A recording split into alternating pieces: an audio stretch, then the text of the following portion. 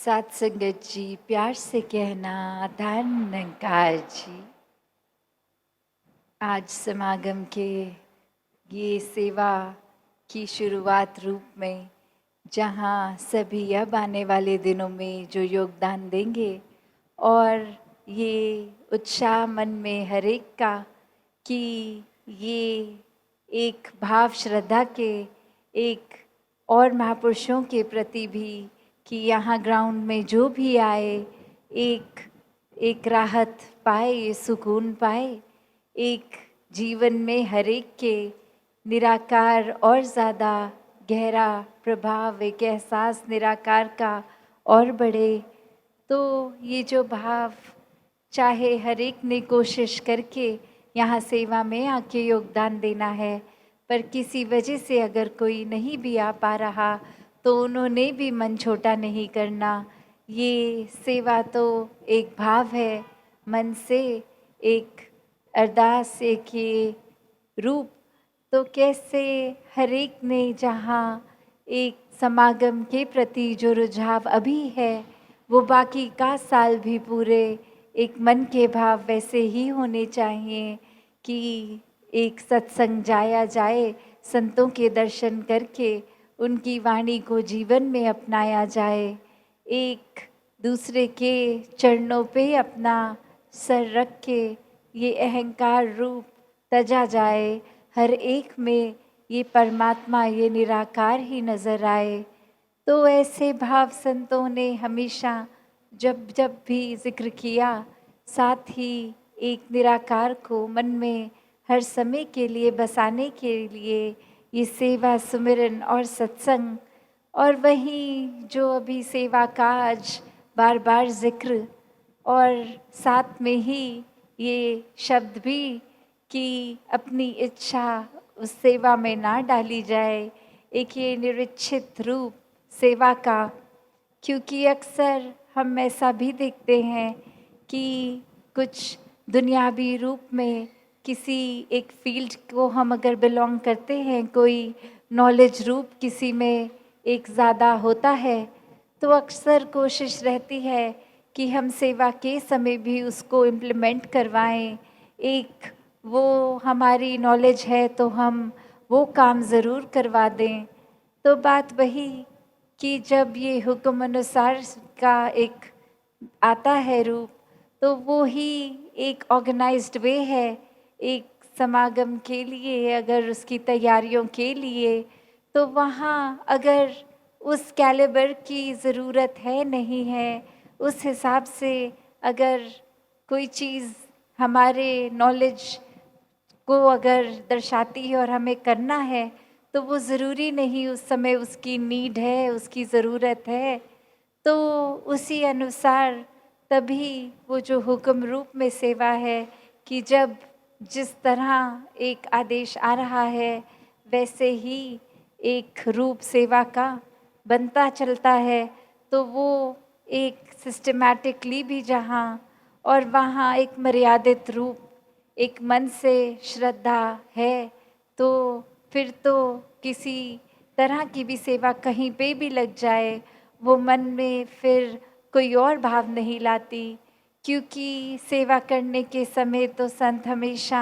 सिर्फ सेवा करने ही आते हैं, ना कि इसलिए कि कोई सेवा करते देखे या हमें अपने पसंद की जगह पर ही सेवा मिले।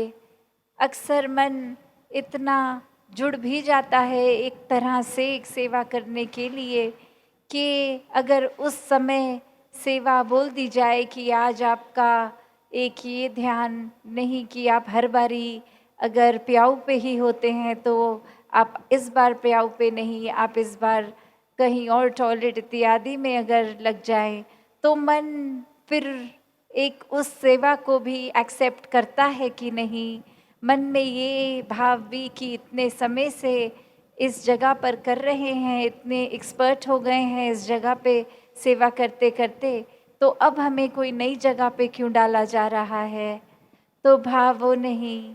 भाव तो यही कि जहाँ जब ज़रूरत, एक कोई एक्टिविटी वाइज सेवा नहीं, सेवादार तो हर समय का सेवादार हुक्म के अनुसार करने वाली मन की इस इच्छाओं को, एक अहंकार रूप को छोड़ के पूरी तरह समर्पित रूप से ये सेवाएं, और जहाँ फिर वो सेवा है वो सेवा को सेवा की तरह ही किया जाए, क्योंकि वो सिर्फ कोई कार्य नहीं कि अगर उदाहरण के तौर पे कि एक मिट्टी और तसले और वो तसलों में मिट्टी भर भर के आगे देना, तो ये भी मन में इसलिए नहीं कि रोज़ सुबह आ गए, पर वो मन का भाव तो सिर्फ कि आज कोई एक्सरसाइज हो जाएगी, आज भार उठा लेंगे, या फिर एक रूप की कुछ हमारे शरीर का बल है, हम ये कर सकते हैं, वरना और कोई इतनी फुर्तीली तरह से नहीं कर पाएगा। तो अगर मन के भाव हैं ऐसे, तो खुद ही एक बार देख लें कि सेवा में फिर कोई ना वो शरीर की ताकत चाहिए, सिर्फ वो मन में एक भाव चाहिए। वरना तो तरह तरह की मशीन्स होती हैं जो अगर पूरे पूरे दिन की भी हम सेवा करें, वो 10 मिनट में उससे ज़्यादा एक जगह से दूसरी जगह तक वो कार्य कर देंगे। पर यहाँ वो भाव एक हाथों से सेवा करने का है, एक भाव कि हर कोई एक सेवा का एक फ़ायदा उठाए। और ये फ़ायदा क्या, ये कोई दुनियावी फ़ायदा नहीं होगा, ये जो अभी हम गीतों में भी सुन रहे थे कि सेवा में सुख है, जो सेवा करता है वो एक अपने मन को हल्का पाता है। तो वो बात ये नहीं कि अगर कोई शरीर की पीड़ा है वो सेवा करके दूर होगी। एक शरीर तो परमात्मा ने जिस तरह दिया और जिस तरह हमने उस शरीर का ख्याल रखा, उसके ऊपर आधारित होती है वो तन की एक कोई हालत कैसी है, कोई अगर बीमारी है या कोई और तकलीफ़ है। तो बात वो नहीं कि सेवा करके एक रूप की एक बिल्कुल शरीर ठीक होगा। ये तो जो परमात्मा ने, निराकार ने जिस तरह रखा, हमें अपने एक चेतनता के साथ उस समय अपने आप को ठीक रखने की जिम्मेवारी है। ये सेवा का भाव वही कि ये शरीर भी ठीक रहे। पर अगर हम मोटिव ही ये बना लें कि हम कोई शरीर में पीड़ा एक एहसास कर रहे हैं तो सेवा करेंगे और वो तकलीफ़ ठीक होगी, तो फिर असल रूप में सेवा हो ही नहीं रही, क्योंकि ये एक इच्छा है शरीर ठीक करना, उसके बदले में एक सौदा हो रहा है सेवा का। तो भाव वो नहीं, भाव तो कि जितना भी हो सकता है मन में भाव सेवा का रख के सेवा करी जाए। और उसके बाद फिर एक अगर फोकस ही रहेगा कि सेवा करने के बदले शरीर ठीक हो, तो ऐसा होने वाला नहीं है। बाकी ये निराकार जब भी फिर वो रूप की किसी पे अगर आज तन ठीक रखा है, कल नहीं भी, और आज अगर नहीं भी कल ठीक भी, बस हमें वो प्रयत्न अपने शरीर के लिए भी करते जाना है। तो एक भाव वही कि अक्सर सेवा को हम अपनी इच्छाओं से जोड़ लेते हैं, किसी चीज़ की प्राप्ति से जोड़ लेते हैं, तो वो हरगिज़ सेवा नहीं रह जाती। फिर वो एक कार्य है जो हमने किसी फ़ायदे के लिए किया या कुछ साबित करने के लिए। तो सेवा को पूर्णता से सेवा की तरह ही करें। और वो जो अक्सर बात आती है कि ये तन मन धन की बात सेवा में, कि ये शरीर तो एक करेगा सेवा, पर उससे ज़्यादा ज़रूरी ये मन को सेवा में होना चाहिए। ये प्रेजेंस एक सिर्फ शरीर की नहीं, एक उस समय भी अगर ड्यूटी पे हैं या सत्संग सुन रहे हैं या कहीं पे भी सेवा है, तो एक मन के भाव कि हम मन कहाँ है हमारा, उस समय उस सेवा में है या नहीं, हम चेतन हो के खड़े हैं कि नहीं। एक अपना कोई इस तरह मैकेनिकल रूप एक ऑटो पायलट पे नहीं कि ये कर रहे हैं तो करते जा रहे हैं। वो अलर्टनेस, वो चेतनता होनी ज़रूरी है, क्योंकि ये सेवाएं जहाँ मन से तो एक श्रद्धा से तो निभा रहे हैं, पर उस समय एक खास करके जब सेवा दल की वर्दी में हैं तो एक ज़िम्मेवारी और बढ़ जाती है कि अब ये और ज़्यादा फुली प्रेज़ेंट होना है, पूरी तरह उपस्थित होना है। एक हम ज़ोन आउट नहीं हो सकते कि खड़े तो यहाँ हैं, ख़याल कहीं और चले गए। तो कैसे हर समय एक सेवा के दौरान ख़ास करके पूरे ही एक अपने आप को मन से भी, एक दिमाग से भी पूरी तरह उपस्थित रखें, तभी वो एक पूर्णता से, एक अच्छे रूप से सेवा हो सकती है। वरना तो फिर भाव वही कि आए, वर्दी भी डाली, एक जगह पे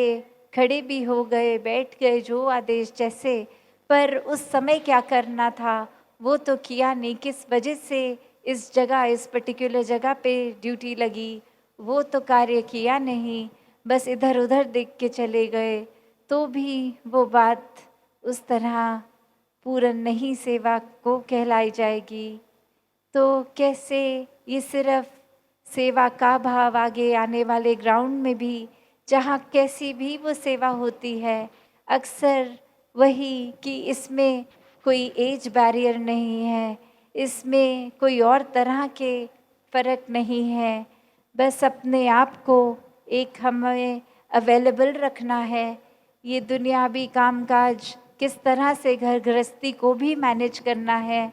ये नहीं कि अगर घर पे कुछ ज़रूरी चीज़ है और उसको छोड़ के उस समय आना, तो कैसे इस तरह अपने टाइम को मैनेज करें कि घर, दफ्तर, स्कूल इत्यादि सब भी एक साथ-साथ चलता रहे कार्य, और एक समय अलग से निकाल कर भी सेवा पर यहाँ आके ग्राउंड में की जाए। फिर वो सेवा चाहे किसी दिन लंगर में हो या किसी दिन तसलों पे हो या कोई भी तरह की, तो कैसे अपने मन को सिर्फ़ इस सेवा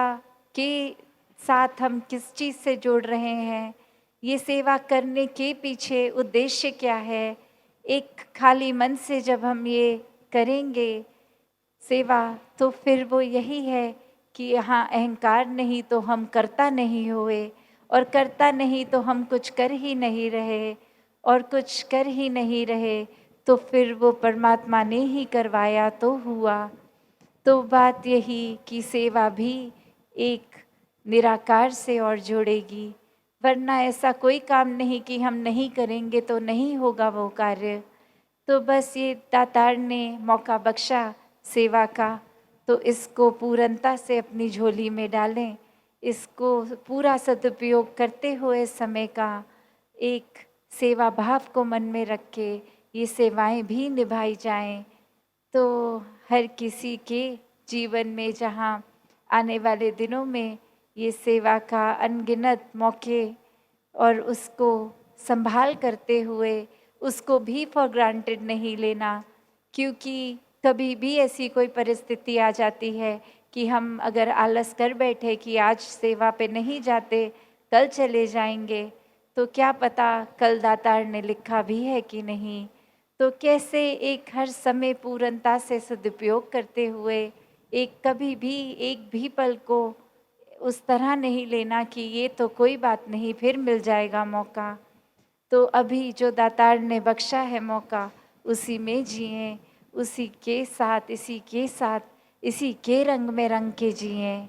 तो दासी और समय ना लेके इन्हीं शब्दों से आज्ञा लेगी। सात संगत जी, धन निरंकार जी।